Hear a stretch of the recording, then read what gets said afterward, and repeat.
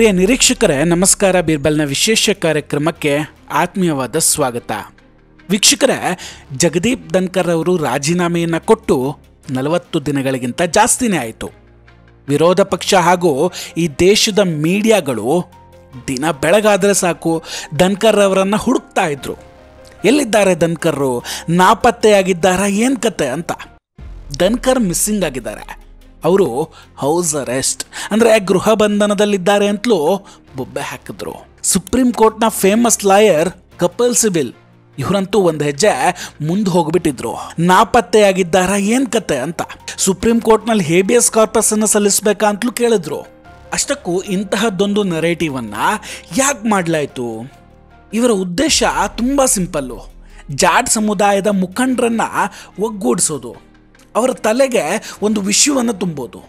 ಅದೇನೆಂದರೆ, ಭಾರತೀಯ ಜನತಾ ಪಾರ್ಟಿ ಒಬ್ಬ ಜಾಟ್ ಸಮುದಾಯದವರನ್ನು ಉಪರಾಷ್ಟ್ರಪತಿ ಮಾಡ್ತಾರೆ, ಆದರೆ ಅವ್ರು ಹೇಳ್ದಂಗೆ ಕೆಲಸ ಮಾಡಿಲ್ಲ ಅಂತ ಅವರನ್ನು ರಾಜೀನಾಮೆ ಕೊಡುವಂತೆ ಮಾಡಿಸ್ತಾರೆ, ನಂತರ ನಾಪತ್ತೆ ಮಾಡಿಸಿದ್ದಾರೆ ಅಂತ ಹಬ್ಬಿಸಿ ಇದರ ಲಾಭವನ್ನು ಉಪರಾಷ್ಟ್ರಪತಿ ಚುನಾವಣೆಯಲ್ಲಿ ತೆಗೆದುಕೊಳ್ಳೋದು.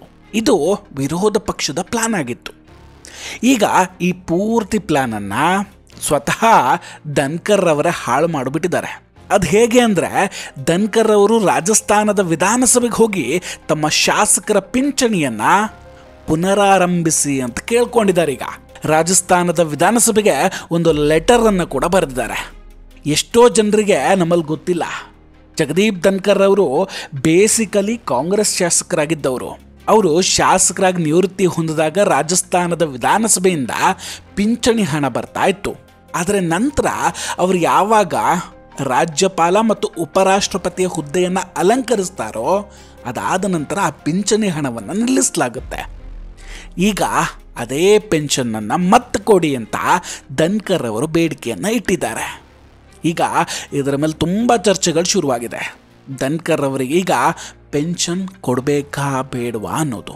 ಇದೆಲ್ಲದರ ನಡುವೆ ಇನ್ನೊಂದು ವರದಿ ಕೂಡ ಬರುತ್ತೆ. ಅದೇನೆಂದರೆ, ಅಮಿತ್ ಶಾ ಅವರು ಒಂದು ಮಾತನ್ನು ಹೇಳ್ತಾರೆ. ವಿರೋಧ ಪಕ್ಷದಿಂದ ಆಯ್ಕೆಯಾದಂತಹ ಉಪರಾಷ್ಟ್ರಪತಿ ಅಭ್ಯರ್ಥಿ ಏನಿದ್ದಾರೆ ಅವರು ನಕ್ಸಲರ ಫೇವರ್ ಇದ್ದಾರೆ ಅಂತ. ಆ ಹೇಳಿಕೆಯ ನಂತರ ರಾಹುಲ್ ಗಾಂಧಿ, ಖರ್ಗೆ ಮತ್ತು ಪಕ್ಷದ ಜೊತೆ ಕಾಂಗ್ರೆಸ್ ಸಂಸದರಿಗೆ ಸ್ವಲ್ಪ ಅಸಮಾಧಾನ ಶುರುವಾಗಿದೆಯಂತೆ. ಇನ್ನೊಂದು ದೊಡ್ಡ ಸುದ್ದಿ ಏನಂದರೆ, ಕಾಂಗ್ರೆಸ್ನ ಕೆಲವೊಂದಷ್ಟು ಸಂಸದರು BJPಯ ಸಂಪರ್ಕಕ್ಕೂ ಬಂದಿದ್ದಾರೆ ಅಂತ ಹೇಳಲಾಗ್ತಿದೆ. ನೋಡಿ, ರಾಹುಲ್ ಗಾಂಧಿ ಅವರ ಒಂದು ಪ್ರಶ್ನೆ ಇತ್ತು, ಮಾಜಿ ಉಪರಾಷ್ಟ್ರಪತಿ ಧನ್ಕರ್ ಅವರು ಎಲ್ಲ ಅಡಕೊಂಡಿದ್ದಾರೆ, ಅವ್ರು ಯಾಕೆ ಮೌನವಾಗಿದ್ದಾರೆ ಅಂತ ಕೇಳ್ತಾನೆ ಬಂದಿದ್ರು. ವಿರೋಧ ಪಕ್ಷಕ್ಕೆ ಧನ್ಕರ್ ಅವ್ರ ಮೇಲೆ ಎಷ್ಟೊಂದು ಕಾಳಜಿ ಇತ್ತು ಅಂತ ನೋಡಿ.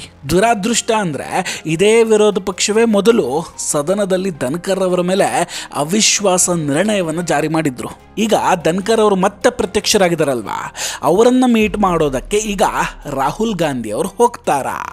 ಅಖಿಲೇಶ್ ಯಾದವ್ ಕೂಡ ಇದೇ ಪ್ರಶ್ನೆ ಕೇಳಿದ್ರಲ್ವಾ, ಅವ್ರೇನಾದ್ರೂ ಹೋಗ್ತಾರಾ? ಕಪಿಲ್ ಸಿಬಲ್ ಅವರು ಧನ್ಕರ್ ಅವರ ಆರೋಗ್ಯದ ಬಗ್ಗೆ ಅಷ್ಟೊಂದು ತಲೆ ಕೆಡಿಸ್ಕೊಂಡಿದ್ದಾರಲ್ಲ, ಈಗ ಹೋಗಿ ಅವರ ಯೋಗಕ್ಷೇಮವನ್ನು ವಿಚಾರಿಸ್ಕೊಂಡು ಬರ್ತಾರಾ? ಹಾಗಾದರೆ ಎಲ್ಲರೂ ಒಟ್ಟಾಗಿ ಧನ್ಕರ್ ಅವರಿಗೊಂದು ಫೇರ್ವೆಲ್ ಪಾರ್ಟಿ ಕೊಟ್ಬಿಡ್ಲಿ ನೋಡೋಣ.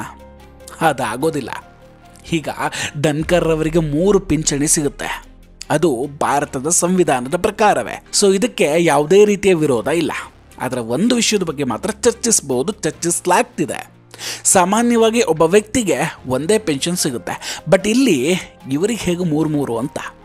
ವಿಷಯ ಏನಂದರೆ, ಸಂವಿಧಾನದ ಪ್ರಕಾರ ಧನ್ಕರ್ ಅವರಿಗೆ 3 ಕಡೆ ಪೆನ್ಷನ್ ಸಿಕ್ಕಿದ್ರು ಅದರ ಪೂರ್ಣ ಭಾಗ ಸಿಗೋದಿಲ್ಲ, ಸ್ವಲ್ಪ ಪ್ರಮಾಣ ಸಿಗುತ್ತೆ. ಇನ್ನೊಂದು ಮಜಾ ನೋಡಿ, ರಾಜಸ್ಥಾನದ ಮಾಜಿ ಕಾಂಗ್ರೆಸ್ ಶಾಸಕರಾಗಿ ಈಗ ಧನ್ಕರ್ ಅವರು ಪೆನ್ಷನ್ನನ್ನು ಅಪ್ಲೈ ಮಾಡ್ತಾ ಇರೋದು. 40 ದಿನಗಳ ಕಾಲ ಮೌನವಾಗಿದ್ದಂತಹ ಧನ್ಕರ್ ಈಗ ಮತ್ತೆ ಆಕ್ಟಿವ್ ಆಗಿದ್ದಾರೆ. ಇದರಿಂದ ಪಾಪ ವಿರೋಧ ಪಕ್ಷಗಳು ನಾಪತ್ತೆಯಾಗಿದ್ದಾರೆ ಅಂತ ಸೆಟ್ ಮಾಡಿದ್ದ ನರೇಟಿವ್ ಏನಿದೆ ಅದು ಧೂಳಿಪಟ ಆಗೋಗಿದೆ. ಈಗ ಧನ್ಕರ್ ಅವರ ಮನವಿಯಂತೆ ಅಫ್ಕೋರ್ಸ್ ರಾಜ್ಯಪಾಲರ ಪೆನ್ಷನ್ ಏನಿದೆ ಅದು, ಮತ್ತು ಉಪರಾಷ್ಟ್ರಪತಿಯ ಪೆನ್ಷನ್ ಮತ್ತು MLA ಪೆನ್ಷನ್ ಎಲ್ಲವೂ ಸಿಗುತ್ತೆ. ಎಲ್ಲ ಸೇರಿ ಒಟ್ಟಾಗಿ ಹತ್ತತ್ರ 2,75,000 ರೂಪಾಯಿ ಸಿಗಬಹುದು. ಇನ್ನೊಂದು ವಿಷಯ ಏನಂದರೆ, ಇಂಡಿಯನ್ ಎಕ್ಸ್‌ಪ್ರೆಸ್ನ ವರದಿ ಪ್ರಕಾರ ಜಗದೀಪ್ ಧನ್ಕರ್ ಅವರು ದೆಹಲಿಯ ಸರ್ಕಾರಿ ವಸತಿ ಗೃಹದಲ್ಲಿ ನೆಮ್ಮದಿಯಾಗಿ ಜೀವನ ನಡೆಸ್ತಾ ಇದ್ದಾರಂತೆ. 15 ಎಕರೆ ಪ್ರದೇಶದಲ್ಲಿರುವಂತಹ ಈ ಹೈ ಸೆಕ್ಯೂರಿಟಿ ನಿವಾಸದಲ್ಲಿ ಅವರು ಆರಾಮಾಗಿದ್ದಾರೆ ಅಂತ ವರದಿ ಹೇಳುತ್ತೆ. ನಮ್ಮ ವಿರೋಧ ಪಕ್ಷಗಳು ಪಾಪ ಬೊಬ್ಬೆ ಹಾಕಿದ್ದು ಧನ್ಕರ್ ನಾಪತ್ತೆಯಾಗಿದ್ದಾರೆ, ಯಾಕೆ ಧನ್ಕರ್ ಕಾಣಿಸ್ತಾ ಇಲ್ಲ ಅಂತ. ಈಗ ವಿರೋಧ ಪಕ್ಷ 2 ದೊಡ್ಡ ಕನಸು ಕಾಣ್ತಾ ಇದ್ದಾರೆ. ಒಂದು, ಚಂದ್ರಬಾಬು ನಾಯ್ಡು ಅವರು ಇವರ ಅಭ್ಯರ್ಥಿಗೆ ಸಪೋರ್ಟ್ ಮಾಡ್ತಾರೆ, ಜೊತೆಗೆ YSR ಕೂಡ ಇವರಿಗೆ ಸಪೋರ್ಟ್ ಮಾಡ್ತಾರೆ ಅಂತ. ಇನ್ನೊಂದು ಕನಸಲ್ಲ, ಜೋಕು.